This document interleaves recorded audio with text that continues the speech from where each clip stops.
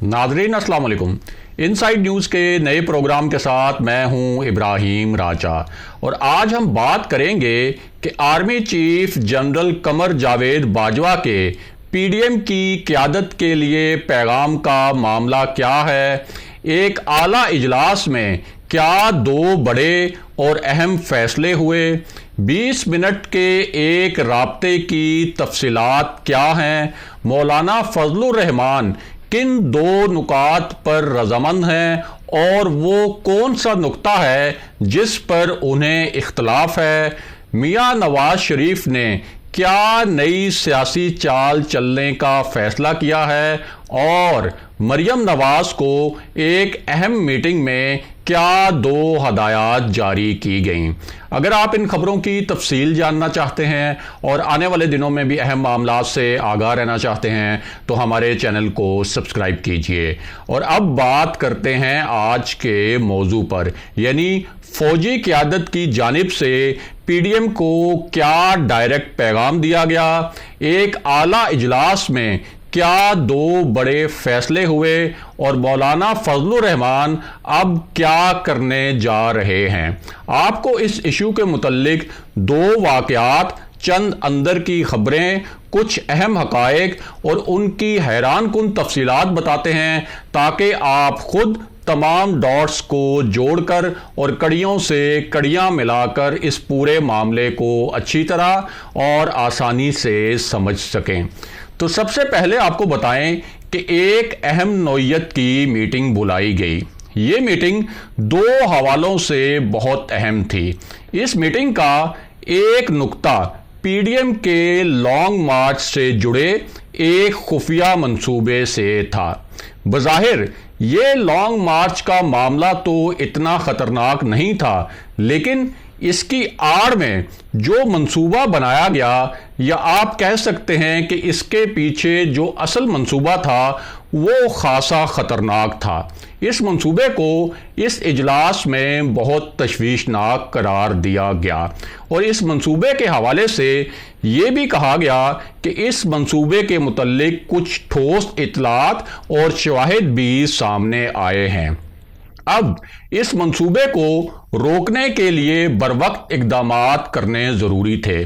Meeting में शरीक दो अहम शख्सियात का कहना था कि इस मंसूबे के पीछे हिकमत अमली को नाकाम ना बनाया गया तो इसके बहुत ख़तरनाक नताइज निकल सकते हैं। इस मीटिंग में कौन कौन शरीक था, इस मीटिंग में किस नौइयत के खुफिया मंसूबे पर बात हुई और इस मीटिंग में क्या फैसले हुए, उसकी पूरी तफसील भी आपको बताते हैं और साथ ही आपको इसी मामले से जुड़े चंद नए हक़ाइक़ और ताज़ा इंकशाफात से आगाह करते हैं ताकि आप इस पूरे मामले का जो एक ख़ास किस्म का कॉन्टेक्स्ट है, यानी जो इस मामले का ख़ास किस्म का सियाक़ो सबाक़ है, उस सियाक़ो सबाक़ को भी अच्छी तरह जान सकें। तो सबसे पहले आपको बताएं कि मौलाना फजलुर रहमान ने क्या नई और ख़तरनाक धमकी दी है। इस धमकी के पीछे एक ख़ास वजह भी है और वो वजह पीडीएम की क़यादत भी जानती है। पहले आपको मौलाना फजलुर रहमान की नई धमकी से आगाह करते हैं। तो मामला ये है कि मौलाना फजलुर रहमान ने नई धमकी में ये अल्फाज इस्तेमाल किए कि किसी का बाप भी मेरा एहतसाब नहीं कर सकता। ये लोग होते कौन हैं मेरा एहतसाब करने वाले, मैं पूरी जुर्रत के साथ इनसे लड़ूंगा। मौलाना फजलुर रहमान ने ये धमकी इस तनाजुर में दी कि उन पर नाजायज़ ज़राए आमदन से इस्लामाबाद में एक आलीशान घर खरीदने और मुबैना तौर पर 3 अरब रुपए की ज़मीन की मलकियत का इल्ज़ाम लगाया गया था। इसके बाद मौलाना फजलुर रहमान ने एक और धमाका खेज इंकशाफ भी किया। ये इंकशाफ हुकूमत गिराने की यकीन दहानियों के हवाले से था। मौलाना ने ये अल्फाज इस्तेमाल किए कि हमारे साथ वादा किया गया था कि मार्च में हुकूमत गिरा दी जाएगी। जिस जगह और जिस माहौल में हुकूमत गिराने का वादा किया गया वहाँ चौधरी बरादरान भी मौजूद थे। उसके बाद मौलाना फजलुर रहमान ने खुफिया राब्तों के हवाले से कुछ मानी खेज दावे भी किए। मौलाना का कहना था कि इस वक्त मुल्क कमज़ोर है, इसका कोई तो जिम्मेदार है और जो इसका जिम्मेदार है उसे ये समझना चाहिए कि उससे क्या गलती हुई। जानने वाले जानते हैं कि मौलाना फजलुर रहमान का इशारा किन हलकों की जानिब था। उसके बाद मौलाना फजलुर रहमान का कहना था कि खुफिया बातें करना और खुफिया राब्ते करना हमारी नहीं बल्कि उनकी यानी मखसूस हलकों की ज़रूरत है। बाज़ मरतबा उन्होंने यानी मखसूस हलकों ने हमारे साथ राब्ते किए लेकिन हम उनका लिहाज रख रहे हैं। मौलाना फजलुर रहमान ने यह भी कहा कि हमने तो आइन के हवाले से इदारों पर बात की लेकिन इमरान खान तो बैरून मुल्क जाकर इदारों पर तनकीद करते रहे हैं। बहरहाल वापस आते हैं इस मामले पर कि army chief general Qamar Javed Bajwa के पीडीएम के लिए एक अहम पैगाम का मामला क्या है और साथ ही आपको ये भी बताते हैं कि वज़ीर आज़म इमरान खान को किस नौयत की इतलात मिली और उन्होंने इन इतलात की बुनियाद पर क्या दो मानी खेज नुकात उठाए। तो मामला ये है कि वज़ीर आज़म इमरान खान के अपने इंटेलिजेंस ज़राए हैं और किसी भी वज़ीर आज़म के पास इंटेलिजेंस के कई ज़राए होते हैं। वज़ीर आज़म को इन ज़राए से अहम नौयत की मालूमात भी मिलती रहती हैं और इन्हीं मालूमात की बुनियाद पर बाज़ औक़ात इंतहाई अहम नौयत के फ़ैसले भी किए जाते हैं और ये जो इंटेलिजेंस मालूमात हैं इन्हीं की बुनियाद पर कुछ खुफिया मंसूबे बर वक्त नाकाम भी बनाए जाते हैं। अब इन्हीं ज़राए से वज़ीर आज़म इमरान खान को कुछ तशवीशनाक इतलात मिली और वो इतलात ये थी कि पंजाब में और खैबर पख्तूनख्वा में तहरीक इंसाफ की सेनेट की जो सीटें हैं उन पर डाका डालने का मंसूबा बनाया गया है और ये जो मंसूबा है ये फाइनल हो चुका है और इस मंसूबे के लिए 1.5 अरब रुपए से ज़ायद की रकम मुख्तस की गई है। इस मंसूबे के मुबैना मास्टरमाइंड आसिफ अली जरदारी हैं लेकिन उन्हें मियां नवाज शरीफ और मौलाना फजलुर रहमान की भी भरपूर हमायत हासिल है।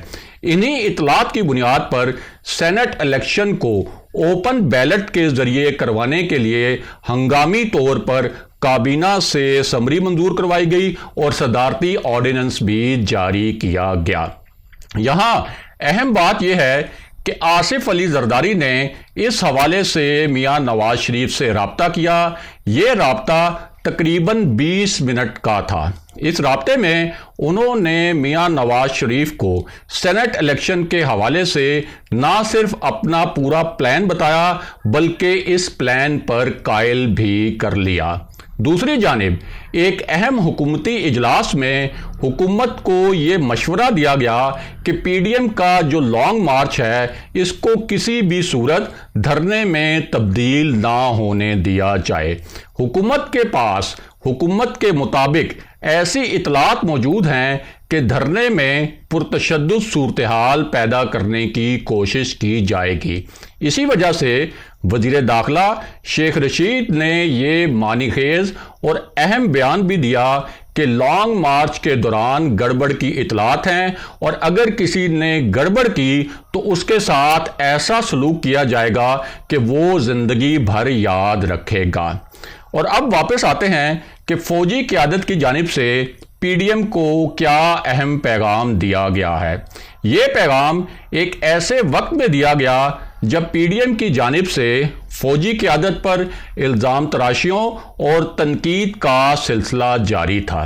अब इस हवाले से एक बड़ा ही दो टोक और वाज़ेह पैगाम सामने आया है। इस पैगाम में ये अल्फाज इस्तेमाल किए गए कि फ़ौज को सियासत में मत घसीटें, فوج اور ایجنسیاں اندرونی اور بیرونی خطرات سے نمٹنے میں مصروف ہیں اور ان کی پوری توجہ ان محاذوں پر مرکوز ہے۔ فوج کے پاس سیاست کے لیے کوئی جگہ نہیں اور فوج کے کسی کے ساتھ بیک ڈور معاملات نہیں چل رہے۔ اس حوالے سے D G I S P R نے سما ٹی وی سے باضابطہ گفتگو کرتے ہوئے کہا کہ کسی کے پاس الزامات کے حوالے سے کوئی ثبوت ہیں تو سامنے لائے جائیں اور فوج کو سیاست میں گھسیٹنے کا عمل بند ہونا چاہیے۔ D G I S P R کے اس بیان کو فوجی قیادت کی جانب سے ایک بہت واضح پیغام قرار دیا جا رہا ہے جو فوج کی پالیسی کو بھی واضح کر رہا ہے۔ اگلے پروگرام تک کے لیے خدا حافظ۔